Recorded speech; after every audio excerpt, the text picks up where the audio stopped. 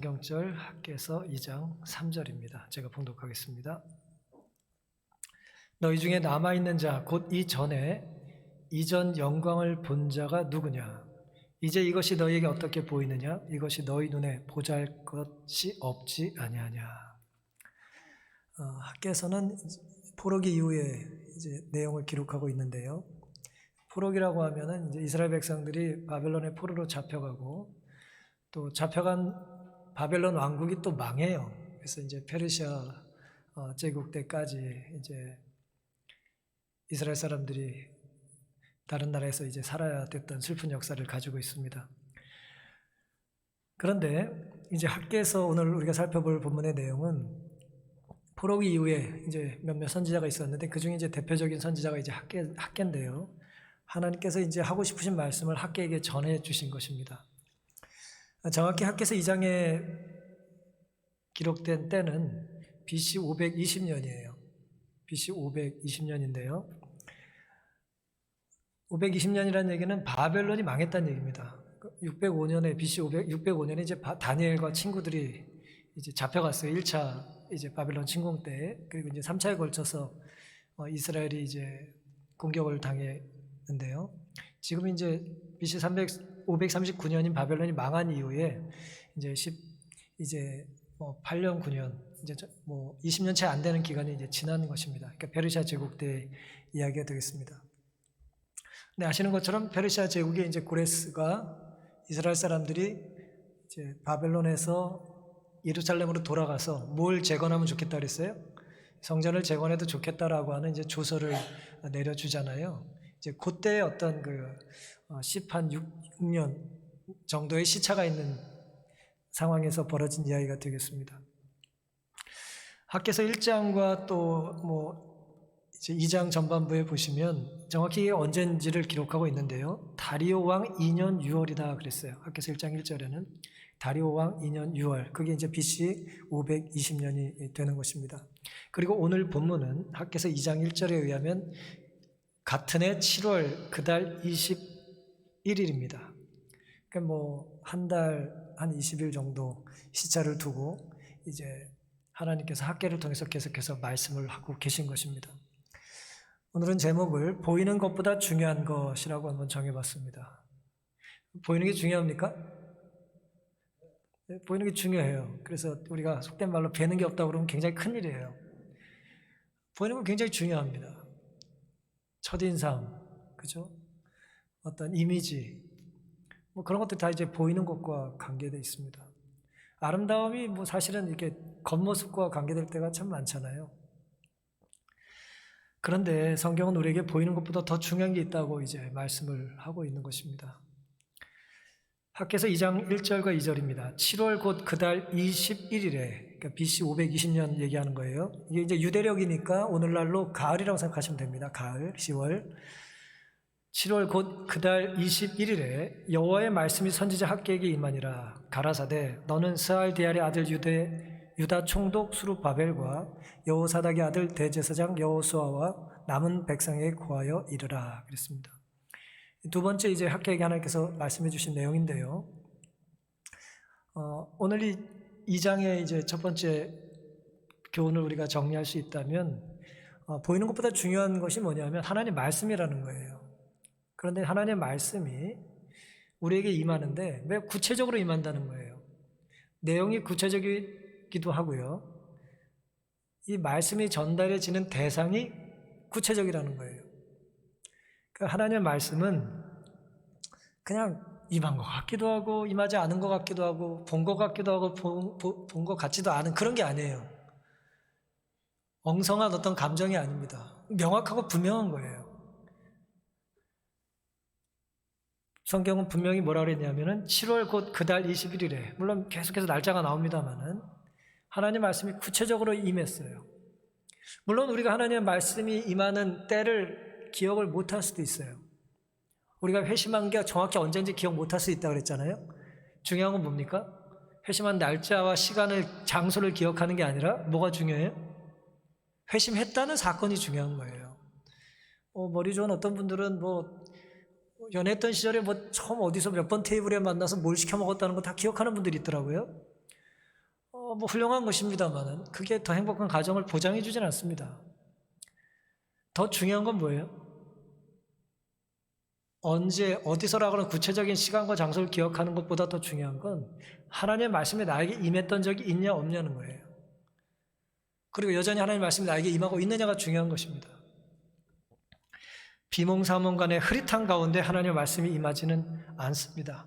하나님은 정확히 시간 속에 들어오셔서 하나님 만드신 사람에게 말씀을 주세요. 그리고 하나님의 말씀은 간혹 이제 짐승을 통해서 역사하기도 합니다만은 대부분의 말씀은 사람을 통해 역사하십니다. 학개에게 역사하시죠. 그 다음에 스알데알의 아들 유다 총독 스룹바벨 정치인에게 임하시고요. 스룹바벨 통해서 이제 성전을 재건하게 하시니까요. 또요. 당시 종교 지도자 누구였습니까? 대제사장 여호수아였습니다. 그리고 남은 모든 백성들에게 다 임했어요. 사람을 통해 사람에게 전달됩니다. 하나님께서 하늘을 여셔서 그냥 바로 말씀하실 수도 있지만 하나님 말씀을 어떻게 전달하세요? 하나님 말씀에 반응한 사람을 통해서 순종한 사람을 통해서 준비된 사람의 마음에 전달하게 하셔요. 그게 오늘 우리가 이곳에 앉아있을 수 있는 이유입니다. 그게 오늘 여러분들이 오늘 가정에서든 어디서든 이 방송을 들으시면 예배 드릴 수 있는 특권이에요. 누군가 나에게 이것을 뭐 해준 거예요? 전해준 겁니다. 물론 어떤 분들은 나는 누가 전해주지 않았는데 성경을 읽고 깨달았다고 말하는 분이 있어요. 성경을 누가 전해준 거 아니에요? 난 돈 주고 샀대요. 성경을 누군가 하나님의 영감받아 기록하고 번역하고 그 싼 값에 우리가 살 수 있도록 했으니까 우리가 그걸 취득한 거 아닙니까? 그래 오늘 우리는 스스로 하나님을 알 수 있는 사람이 아무도 없어요. 순종한 사람의 순종을 통해서 그들의 걸음을 통해서 그들의 손길을 통해서 우리는 다 하나님을 만나게 되는 것입니다. 그러니 우리가 누군가의 순종의 열매라면 우리 역시 하나님을 만나 순종할 수 있도록 우리가 순종의 통로와 축복의 통로가 되어야 하지 않겠습니까? 말씀은 때로 집단으로 주어져도 하나님은 그 집단으로 치부하지 않으세요. 10,000명, 1,000명 그렇게 하지 않으십니다. 그 속에 한 사람 한 사람을 다 헤아리세요. 우리는 몇 명 왔는지가 중요하지만 하나님은 누가 왔는지가 중요해요. 세상은 덩어리로 군중으로 힘으로 판단하지만 하나님의 시선은 언제나 개인적으로 이제 한 사람 한 사람에게 접촉하기를 원하신다는 것입니다. 그리고 하나님은 여기 오늘 보니까 사람의 이름들이 나열되어 있죠. 물론 남은사들의 이름들이 기록되어 있지는 않지만 하나님의 그들의 이름을 모르지는 않잖아요. 하나님 다 그들의 이름을 아세요. 하나님 우리를 어떻게 아시냐? 우리의 이름을 부르며 아시는 거예요. 제가 이런 말씀은 몇 차례 드린 것 같은데요.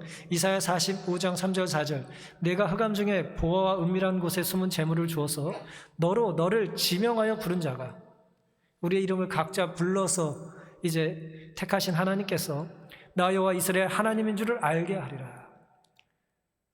너 웬일이냐가 아니에요. 하나님이 우리가 성전에 오면 너 어쩐 일이냐? 근데 이름이 뭐였지? 그렇게 하나님 반응하시지 않는다는 거예요. 우리를 지명하여 부르신다는 거예요. 내가 나의 종 야곱 나의 택한 이스라엘을 위하여 너를 지명하여 이름을 부른다는 얘기예요. 지명하여 이름을 부른다는 겁니다. 너는 나를 알지 못하였을지라도 나는 너에게 칭호를 주었노라. 누가 내 이름을 지었는지 우리가 모를 수 있어요. 그렇죠? 누가 내 이름을 지었는지 모를 수 있지만 이름을 지어주신 분은 나를 아실까요? 나를 아는 것입니다. 이사야 49장 15절 여인이 어찌 그 젖 먹는 자식을 잊겠으며 아이 엄마가 아이 잊을 수 있습니까? 근데 내가 우리 애를 언제 낳았지? 그런 정신 나간 분이 있습니까? 없어요.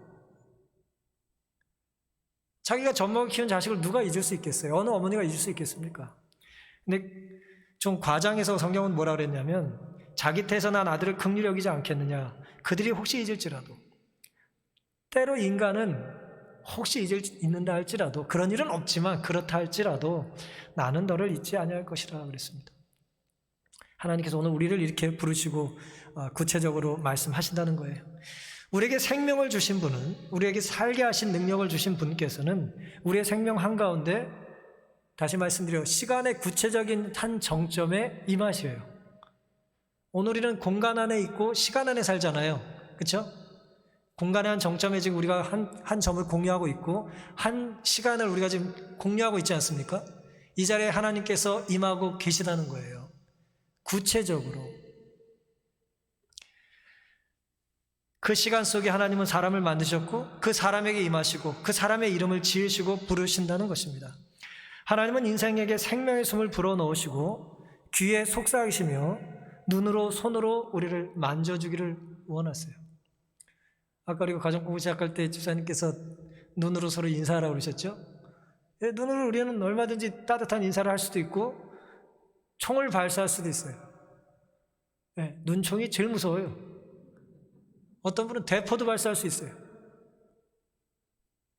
우리가 하나님이 주신 은혜를 가지고 얼마든지 선한 대로 사용할 수도 있고 악하게 이제 사용되어질 수도 있는 것입니다. 사탄이 우리를 지배한다면 그렇다는 거죠. 우리 삶에 하나님이 모르시는 것은 없습니다. 우리가 얼마나 연약한지, 우리가 어떤 삶을 살았는지. 사람은 속일 수 있어요. 사람에게 자기 자신도 속일 수 있고 함께 사는 사람을 때로 속일 수 있어요. 하지만 하나님은 속일 수 없습니다. 하나님과 무관한 것은 없어요. 우리가 지은 모든 죄에 대하여 하나님께서는 내가 그 죄값을 치기를 원한다고 말씀하십니다. 그러나 하나님께서 시간 속에 인간에게 말씀하시는 것은 얼마나 놀라운 일입니까? 하나님의 말씀은 구체적으로 실제적으로 임한다는 것을 잊지 않고 사시기를 간절히 바랍니다. 이게 우리가 보는 것보다 중요한 거예요. 두 번째는 학개서 2장 3절에 우리가 읽은 주제의 성경절인데요. 너희 중에 남아있는 자, 곧 이전 영광을 본 자가 누구냐? 이전 영광을. 지금 이제 BC 520년 경이기 때문에 솔로몬 성전이 무너진 지 얼마나 지났을까요? 솔로몬 성전이 무너진 지 586년 경에 솔로몬 성전이 무너졌다고 보면요, 3차 침공 때 무너졌다고 보면 지금 520년 경이니까 몇 년 지난 거예요? 헷갈리세요? 520년 86년이니까 66년 정도 된 거죠. 그렇죠? 66년 전에 솔로몬 성전이 무너진 거예요. 물론 길게 잡는 학자들은 605년에 이미 무너졌다고 믿는 사람들도 있어요. 침공을 받았을 때. 그거 이제 정신적으로 영적으로 무너진 걸 수는 있죠. 어쨌든 3차 침공 때 무너졌다고 보면 아직 70년이 안 지난 거예요. 그런데 묻고 있는 거예요. 하나님께서 학계에게. 이전의 영광을 본 자가 있느냐? 이전의 이전 영광. 그러니까 솔로몬 성전이 무너지기 전에 영광을 본 사람이 있겠어요? 없겠어요? 포로로 잡혀갔다가 지금 5만 명 채 안 되는 사람 중에, 지금 여기 앉아 계신 어르신들 중에 지금 80 되신 분은 10대 시절에 그걸 본 거 아니에요. 그렇죠? 10대 시절에 기억이 없으십니까? 더 잘 기억하시잖아요. 그렇죠? 그러니까 70대신 분은 뭐 대여섯 살, 80대신 분은 10대 중반에 성전을 본 것이 있는 거예요, 머릿속에. 그러니 그 화려한 영광을, 그 예루살렘 성전이 무너지기 전, 솔로몬의 성전이 무너지기 전에 영광을 보신 분들은 느낌이 어떻겠냐 이거예요. 하나님 학계에게 묻는 거예요. 너희 중에 남아있는 자, 곧 이전 영광을 본 자가 누구냐? 그럼 여기 계신 어르신들 중에 몇 분이 손을 드신단 말이에요. 예? 6.25 전쟁을 경험하신 분이 누굽니까? 그러면 손을 드신잖아요. 그런 것과 같은 거예요.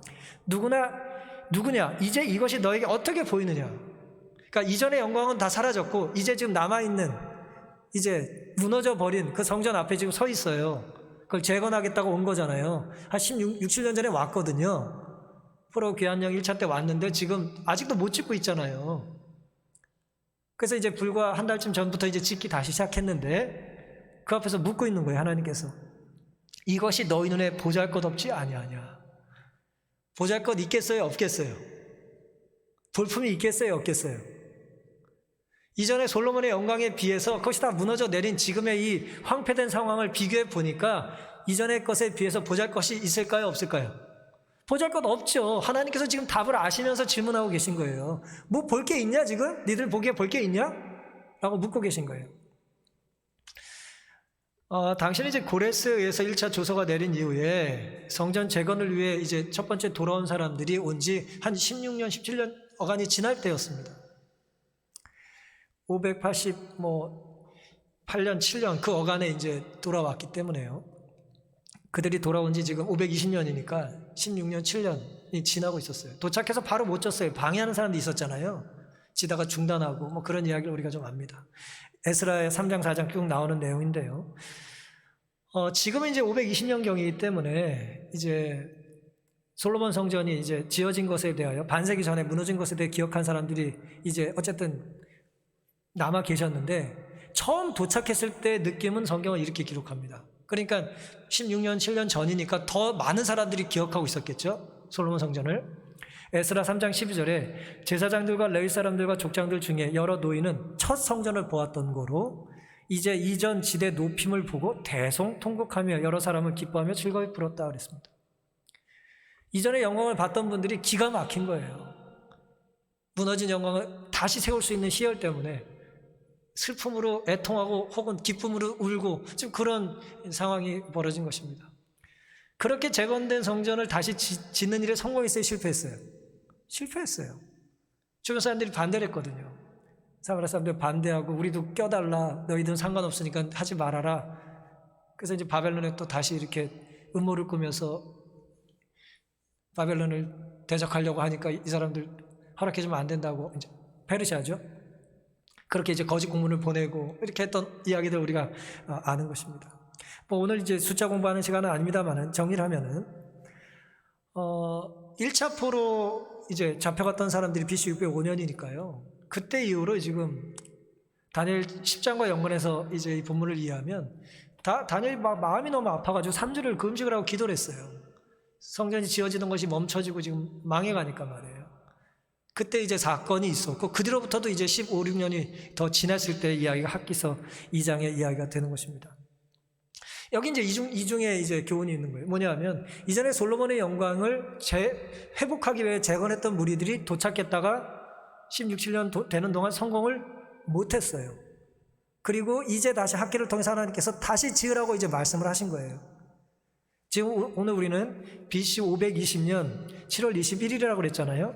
그런데 이제 정확히 학계에게 이 말씀이 임한 것은 1장에 14절에 보시면은 15절에 보시면 때는 다리오 왕 2년 6월 24일이라고 그랬어요. 그러니까 약 한 달 전에 다시 짓기 시작한 거예요. 지금은 7월 21일이고 6월 24일에 다시 이제 짓기 시작한 거예요. 3주 동안 열심히 준비해가지고 6월 초에 성령 하나님께서 임하셔서 너희는 좋은 집에 살면서 성전이 이렇게 회파되는데 이러면 되겠냐? 그러니까 이제 다시 마음을 다잡고 그들이 이제 3주 동안 준비한 다음에 성전을 재건하기 시작한 것입니다. 그런데 문제는 재건을 시작하고 나서 보니까 마음이 어때요? 뿌듯함이 있음과 동시에 또 어떤 마음이 있을까요? 예를 들어 지금 이제 우리가 구루마를 하나 필요해서 만든다고 생각해 보세요.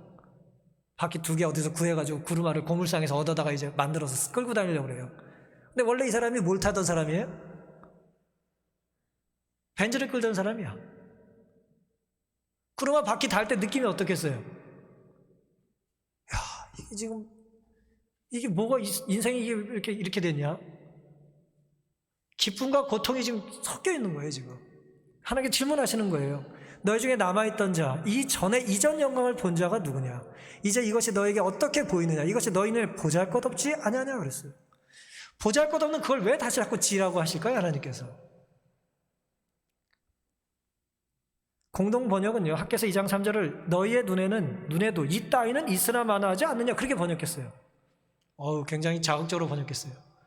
이런 성전 이거 있을 필요 있나? 니들 보기 그런 생각 들지 않냐? 라고 이제 이야기를 하는 것입니다. 여러분 우리가 솔로몬 성전에 대하여 성경을 통해서 잘 알죠.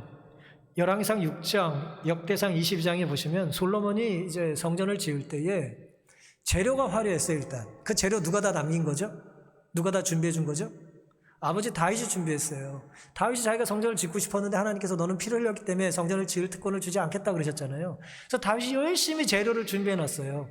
평강의 아들인 솔로몬에게 이제 성전을 지을 수 있는 특권을 이제 양보하지 않았습니까? 다윗도 어떻게 보면 착해요. 그래도 내가 짓겠다고 하면 못 졌겠어요? 하나님께서 말씀하신 거 다윗이 이제 짓질 않고 다 재료를 넘겨줬어요. 그 재료가 얼마나 엄청난 것이었는지 하면 역대상 22장 14절에 보시면 내가 환난 중에 여호와의 전을 위하여 금 10만 달란트와 은 100만 달란트와 놋과 철을 그 중수를 셀 수 없을 만큼 심히 많이 예배했다고 그랬어요. 과장법이에요. 왜냐하면은 본교 주석은 금 10만 달란트는 3,770톤이에요. 은 100만 달란트는 37,700톤이에요. 다윗이 이렇게 많은 것을 남길 수가 없었다는 거예요. 그러니까 10만이나 100만이라는 이 단위는 엄청 무척 심히 많은 것을 이제 표현한 것으로 이제 본교 주석은 이해를 합니다. 그러니까 어마어마하게 많은 걸 남긴 거예요. 예? 이 숫자 그대로 믿을 수는 없지만. 그래서 열왕기상 6장에 보시면 20절부터 솔로몬이 성전을 이렇게 집니다. 성전 안에 지성소 있잖아요. 성소가 있고 지성소가 있잖아요. 그 내소의 속이, 그 내소는 지성소입니다. 장이 20규빗이고 광이 20규빗이고 고가 20규빗이라. 규빗이 이제 45cm, 50cm니까 이제 10m씩 이제 정방형으로 이제 진 거예요. 다 정금으로 입혔다 그랬어요. 백향목 단에도 입혔더라. 21절 솔로몬이 정금으로 외소 안에 입히고, 이제 성소입니다. 외소는 내소 안에, 지성소 안에 금사슬로 건너 지르고, 그러니까 성전과 성소와 지성소 사이에 금사슬을 이렇게 내렸다는 거예요.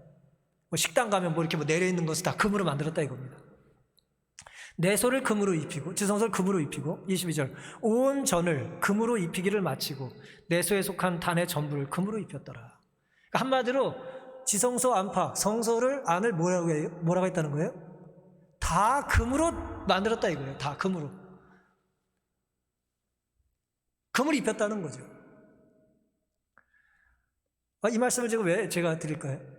이런 성전을 봤던 기억이 어른들에게 있는 거예요. 근데 그 성전이 다 사라진 거예요. 그러니 하나님께서 물으시는 거예요. 지금 묻고 계신 거예요. 이전의 영광을 봤던 사람들이 보기에 지금 너희들이 지려고 하는 건 어떠냐? 보잘것없지 않으냐라고 하는 질문을 하신 겁니다. 당시 이스라엘 사람들이 절망했던 이유는 아이러니하게도 하나님 때문이에요. 하나님이 다시 지으라고 하지 않으셨으면 그렇게 절망할 이유도 없는 거예요. 학개서 1장 14절에 여호와께서 스알데엘의 아들 유다 총독 스룹바벨의 마음과 여호사닥의 아들 대제사장 여호수아의 마음과 남은 바 모든 백성의 마음을 흥분시키시네 그랬어요. 그들의 마음을 이렇게 흥분시키셔가지고 만군의 여호와 하나님의 전 역사를 하였으니 그랬습니다. 16년이나 내팽개쳐 두었던 성전을 재건하기 시작한 지 한 달 정도 채 되지 않았을 때 이들이 탄식을 하는 것입니다. 우리가 탄식을 할 때는요, 뭔가 시도하기 때문에 탄식할 수 있는 거예요. 뭔가 도전하기 때문에 절망도 맛보는 거예요. 뭔가 노력하지 않으면 실패할 이유가 있습니까? 노력도 하는데 실패할 게 뭐가 있어요? 도전도 안 했는데. 뭔가 순종하고 해봤을 때 느끼는 절망감이 우리에게 있는 거예요. 때로 우리는 성공과 승리, 행복과 번영이 과거 추억 속에서만 있는 것 같은 절망감에 빠질 때가 있습니다. 그러니까 이 교회 전성기는 지났고 기독교 신앙은 지났고 더 이상 다음 세대는 신앙을 받아들이지 않을 것 같은 그런 절망감에 빠질 때가 있는 것이죠. 그 넘쳐나던 솔로몬 성전의 영광처럼 교회 사람들이 밀려들고 재정이 풍요롭고 가정을 돌아봐도 개인의 삶을 돌아도 마찬가지죠. 그때는 돈 쓰는 게 아쉽지 않았고 부족한 것 없이 살았고 지칠지 몰랐고 일을 해도 뭐든 두렵지 않던 패기가 있었던 시절이 있습니까? 있습니다. 돌을 씹어먹어도 될 만한 때가 왜 없어요? 근데 이제는 죽을 먹어도 소화가 안 되는 거예요. 바람만 좀 불면 추운 것입니다. 답답한 현실에 꽉 막힌 성전, 오늘 우리 현실의 상황에 짓눌려서 때로 숨을 쉴 수 없을 때가 있습니다. 그럴 때 하나님께서 질문하시는 거예요. 눈에 보이는 것보다 중요한 것은 하나님께서 질문을 통해서 우리의 상태를 흔드신다는 거예요. 나를 흔드는 하나님의 질문이 내 눈에 보이는 것보다 중요하다는 것을 잊지 않게 되시기를 바랍니다. 그렇다면 질문하시는 하나님께서 우리에게 원하시는 게 뭘까요? 답을 원하시는 거예요. 답이 뭐냐는 것이죠. 4절과 5절입니다. 학개서 2장 4절. 그러나 여호와가 이르노라 스룹바벨아 스스로 굳세게 할지어다. 여호사닥의 아들 대제사장 여호수아여 스스로 굳세게 할지어다. 나 여호와의 말이니라. 이 땅 모든 백성아 스스로 굳세게 하여 일할지어다. 내가 너희와 함께하노라. 만군의 여호와의 말이니라. 잘 나가던 과거도 답답한 현재도 두려운 미래도 누구에게 답이 있습니까? 하나님께만 답이 있어요. 핵심은 그러나 여호와가 이르노라에 있습니다. 아무리 상황이 어려도 하나님은 여전히 우리에게 이르실 말씀이 있습니까? 구체적으로 일러주실 말씀이 있어요. 무능한 우리에게 전능하신 하나님께서 말씀하시는 거예요. 스룹바벨아 여호수아야 스스로 굳세어라 용기를 내라 힘을 내라고 말이죠. 하나님의 격려의 대상에서 제외된 사람은 없습니다. 하나님의 약속의 대상에서 예외인 사람도 없습니다. 그 약속의 내용은 뭐예요? 내가 너희와 함께 하겠다는 거예요. 우리 이걸 임마누엘이라고 하죠. 임마누엘, 우리와 함께 하시는 하나님. 이 약속의 주인인 하나님은 얼마나 대단한 분이시냐면은 학개서 2장 5절에 이렇게 말씀하셨어요. 너희가 애굽에서 나올 때 내가 너희와 언약한 말과 나의 신이 오히려 너희 중에 머물러 있나니 너희는 두려워하지 말지어다. 보세요. 이스라엘 백성들의 구속을 하나님께서 말씀하실 때 언제나 반복해서 강조하시는 말씀이 있어요. 한 말 또 하고 한 말 또 하고 하신 말씀 또 하시고 늘 말씀하시는 게 뭐예요? 무슨 얘기를 하세요? 너희가 애굽에 있을 때 너를 불렀다 이거예요. 그러니 두려워하지 말라는 거예요. 근데 지금 BC 언제라고요? 520년이라고 그랬죠. 출애굽이 언제 있었습니까? 도대체 출애굽이 언제 있었어요? BC 15세기 있었어요. 몇 년 전입니까? 1000년 전이에요. 1000년 전 얘기를 하고 계신 거예요 지금. 너무하지 않으십니까? 아니 1000년 전에 조상들 애굽에서 나오게 한 얘기를 지금도 여전히 하고 계세요. 좋은 거예요 나쁜 거예요? 대답을 잘해야 될 것 같죠? 여러분, 하나님께서 내가 너희와 함께 하겠다는 약속을 언제 하셨다고요? 이스라엘 백성들에게 적어도 출애굽할 때 내가 너희에게 하지 않았느냐? 하나님이 여전히 그걸 뭐하고 계신 거예요? 기억하고 지키고 계신 거예요. 출애굽기 29장 45절 46절 내가 이스라엘 자손 중에 거하여 그들의 하나님이 되리니 그들은 내가 그들의 하나님이 여호와로서 그들 중에 거하려고 그들을 애굽 땅에서 인도하여 낸 줄 알리라. 나는 그들의 하나님 여호와니라. 하나님께서 이스라엘 백성들을 애굽에서 인도내신 이유가 뭐라고요? 그들과 함께 하시기 위하여 애굽에서 나오게 하셨다는 거예요. 지금 근데 학개서 2장에 지금 성전 다 무너지고 지금 아무것도 사람도 없고 재정도 없는 상황에 힘 빠져 있는 사람들에게 하나님께서 두려워하지 말라. 내가 1000년 전에 너희 조상과 함께 했던 약속을 여전히 지키고 있다고 약속하고 계신 거예요. 환기시켜주고 계신 거예요. 어떻게 보면 우리와 직접 하신 약속이 아니죠. 우리 부모님과 했던 약속을 누군가 지키는 거예요. 나에게 내가 너희 부모에게 너가 무슨 일 있어도 내가 널 책임지겠다고 약속했어. 그리고 누군가 날 자꾸 도와주는 거예요. 기다리 아저씨처럼 자꾸 도움의 손길이 오는 거예요. 50년 전에 은혜를 갚겠다 이거예요. 50년이 아니라 500년이 아니라 몇 년이요? 1000년 전에 하나님의 약속을 하나님께서는 지키신다는 것이죠. 그들이 거듭거듭 반역하여 주의 성신을 근심케 한 사실에도 불구하고 하나님께서는 다시 한번 당신의 선지자의 기별을 통해 당신의 구원의 손길을 뻗치고 계셨다. 하나님께서는 그들이 당신의 목적에 협력하는 데 대한 인정의 표로 당신의 성령을 그들 중에 머물게 하시리라는 당신의 언약을 새롭게 하셨고 그들에게 두려워하지 말라고 명하셨다 그랬습니다. 성령으로 그들과 함께 하시겠다는 약속을 이제 다시 한번 그들에게 들려주신 것입니다. 여호와의 도우시는 길을 우리는 알지 못하지만 하나님께서는 당신을 의지하는 사람들을 결코 저버리지 않으신다는 것을 우리는 알고 있다. 만일 그리스도인이 자기들에 대한 원수의 목적이 성취되지 못하도록 주께서 얼마나 많이 그들의 길을 지도하셨는지를 깨달을 수 있다면 그들이 불평하면서 비틀거리지는 않을 것이다. 사실 이런 표현을 쓰기를 좋아하셨죠? 그들이 알았더라면, 그들이 볼 수만 있었더라면, 그런 이제 가정 표현을 많이 쓰셨습니다. 이들의 성전을 제거한 마음을 먹은 것은 누구 때문이었죠? 하나님께서 고레스의 마음을 이제 흔들어 놓으셔서 마음을 열어서 이제 예루살렘으로 돌아가게 하셨고 성전을 지게 하셨고, 물론 방해하는 사람들도 있었지만 결국 지금 학개를 통해서 다시 한번 이제 성전을 다시 한번 짓게 하셨단 말이에요. 학개서 1장 14절에는 하나님께서 그들의 마음을 어떻게 하셨다 그랬어요? 흥분시키셨다 그랬잖아요. 거룩한 흥분이 있는 거예요. 하지 않고는 견디지 못하는 게 있는 거예요. 내가 오늘 예배를 드리지 않고는 견딜 수 없는 것입니다. 때로 너무 괴로워서 기도하지 않고는 견디지 못하는 거예요. 어떤 사람은 밥을 안 먹어요. 어떤 사람은 기도를 더 잘하려고 잘 먹어요. 더 중요한 목적이 있는 거예요. 그걸 잊지 않는 것입니다. 왜냐하면 하나님께서 그들의 마음을 흥분시키셨기 때문에 그래요. 마음을 흥분시키셨다는 말은, 마음으로 번역된 말은 이제 루아흐예요. 이거 이제 숨이나 호흡으로 번역될 수 있는 말이죠. 하나님의 영신으로도 번역이 됩니다. 왜냐하면 성령이 이제 호흡, 바람으로도 역사하기 때문에 그렇습니다. 흥분시키다는 말은 각성시키다, 깨운다, 그런 뜻이에요. 그러니까 하나님께서 우리의 숨을 다시 쉴 수 있게 해주셨다는 거예요. 거룩한 열성을 혹은 열정을 회복시켜 주신다는 거예요.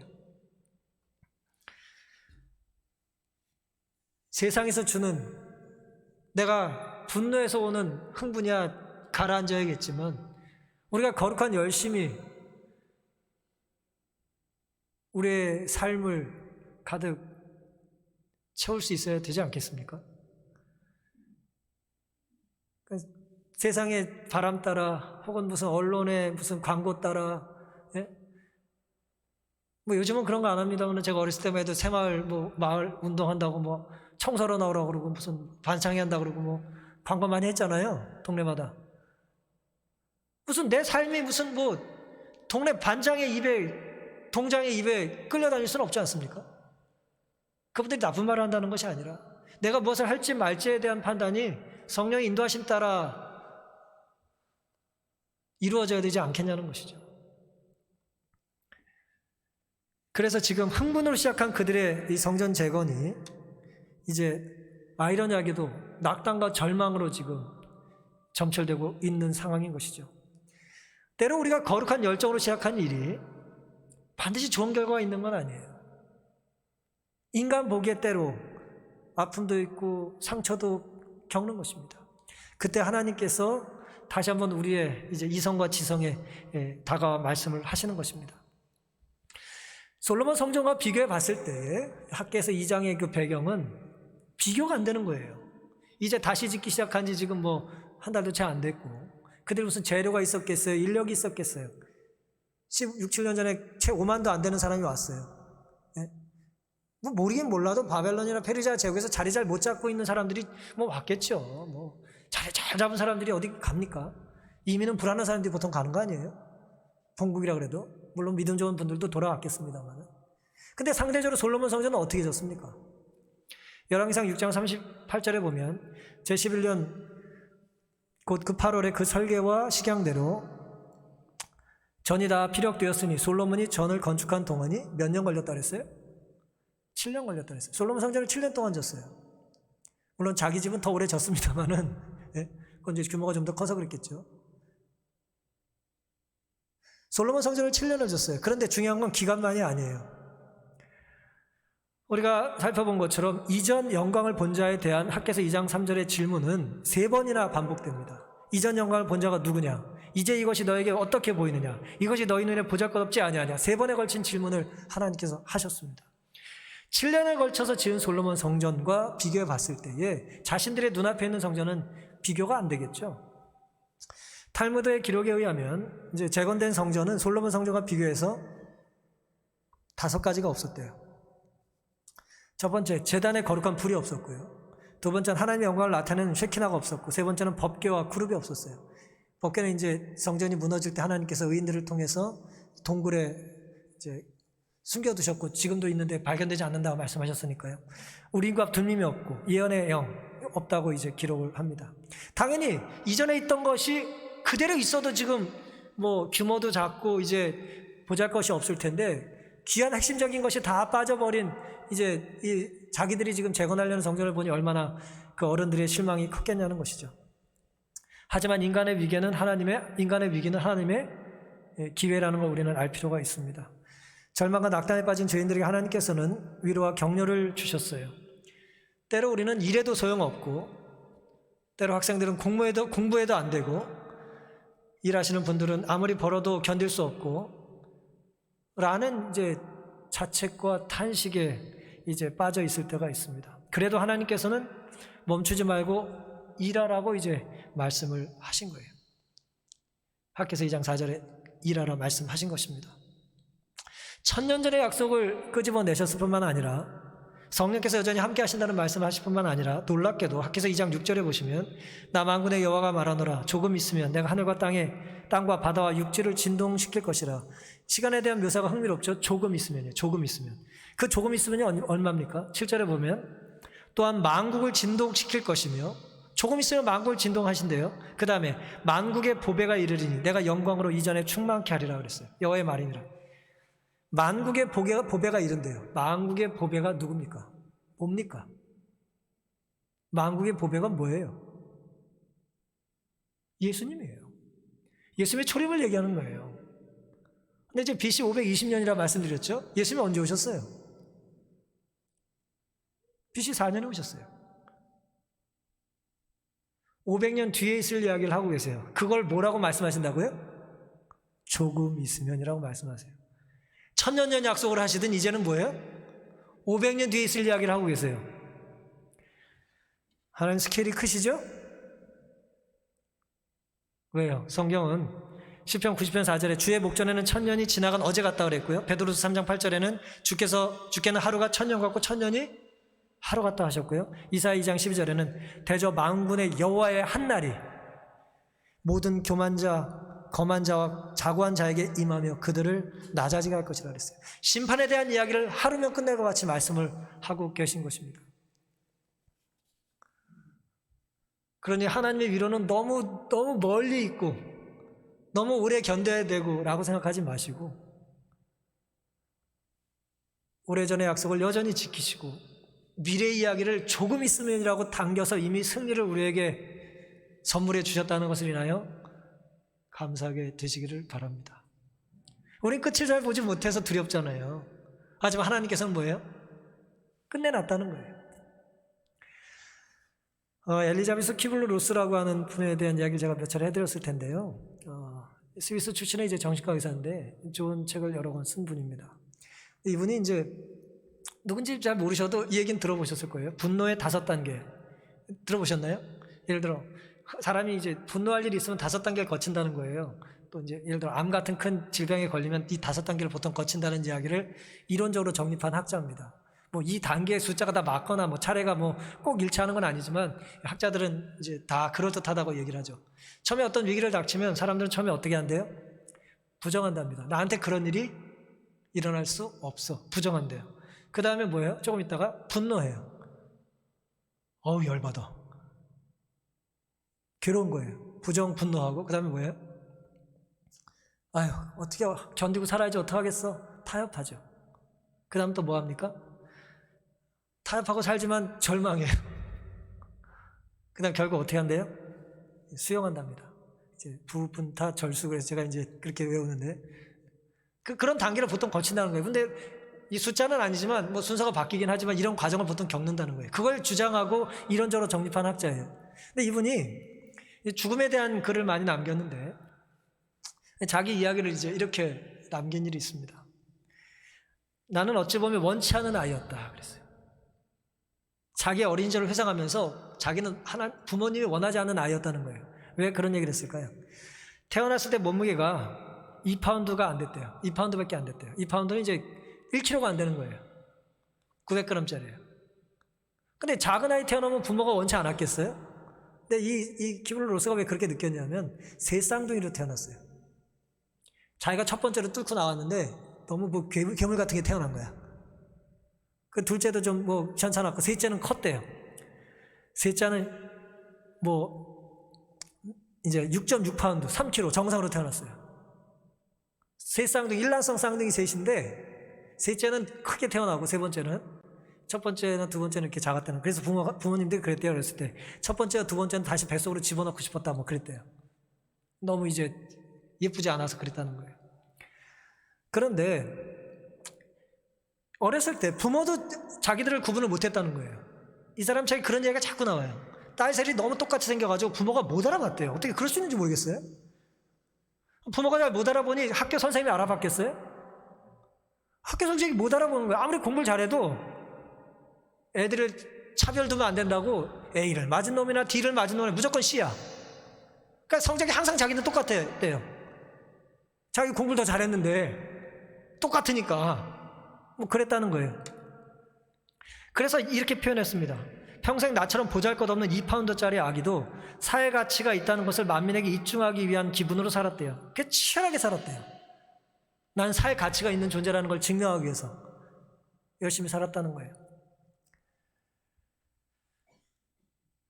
그리고 이제 10대 시절에는 동생이 좋아하는 남자가 있었는데 데이트를 한참 하니 얼마나 좋겠어요. 근데 어느 날 이제 데이트를 하러 나가야 되는데 몸이 아팠답니다. 데이트를 나가야 되는데 남자친구가 이제 안 나오면 어때요? 헤어질지 모른다는 불안감에 있어서 이 언니 키블러 로스가 내가 대신 나갈게 그랬대요.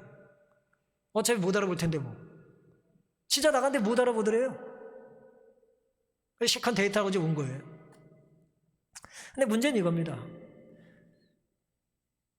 사람들이 나를 알아보지 못한다라고 하는 것이 너무나 괴로운 거예요. 누군가를 사랑하며 그와 데이트를 할 수는 있었지만 대신해서 동시에 완전히 어느 모로 보나 쉽게 교체될 수 있다는 생각은 끔찍했다고 그랬어요. 사랑하는 성도 여러분, 제가 이제 오늘 엘리자베스 키블러 로스의 이야기를 마지막으로 해드린 이유는 뭐냐면 실제로 사람들이 나를 어떻게 보느냐 혹은 내가 무엇을 보느냐 보는 것보다 중요한 게 있다는 거예요. 보이는 것보다 중요한 게 있습니다. 내 귀에 들리는 것보다 중요한 게 있어요. 나에 대한 사람들의 평가보다 중요한 게 있습니다. 하나님의 말씀이 중요하고 하나님의 약속이 중요하고 하나님의 임재가 중요한 것입니다. 누구나 각자 지고 살아야 될 삶의 짐이 있어요. 그 짐이 만만치 않죠.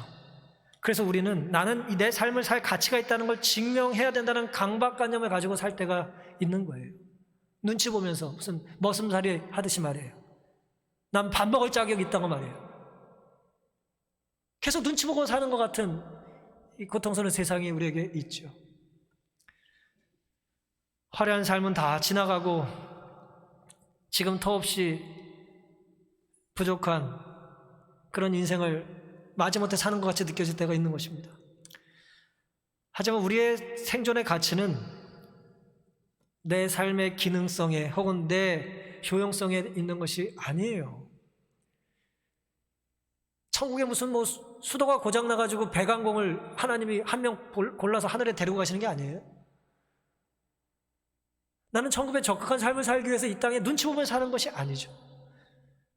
부족한 우리를 하나님 택하시고 부르시고 구체적으로 임하셔서 비록 우리가 보기에는 혹은 우리의 삶의 상황은 우리가 초래한 현실들은 형편없어도 여전히 하나님은 수천 년의 약속을 지키시고 먼 미래의 약속을 당겨서 우리에게 위로해 주시는 분이라는 것을 감사하게 되시기를 바랍니다. 우리의 소망이 영원히 변치 않는 하나님의 약속과 성품에 있는 거예요. 아침과 저녁 바뀌어지는 불안한 우리의 성정에 있는 것이 아니라 우리의 소망은 하나님의 약속에 있다는 것을 기억하게 되시기를 바랍니다. 이전 영광 위에 너무 낙담하지 마시고 현재와 함께 하시는 하나님을 믿고 사시기를 바랍니다. 하나님은 끝까지 우리의 필요를 채워주실 것이고 우리를 택하신 분께서는 끝까지 우리를 선한 길로 인도해 주실 것을 믿으시고 한 주 믿음 안에 승리하게 되시기를 바라면서 오늘 말씀을 마치겠습니다.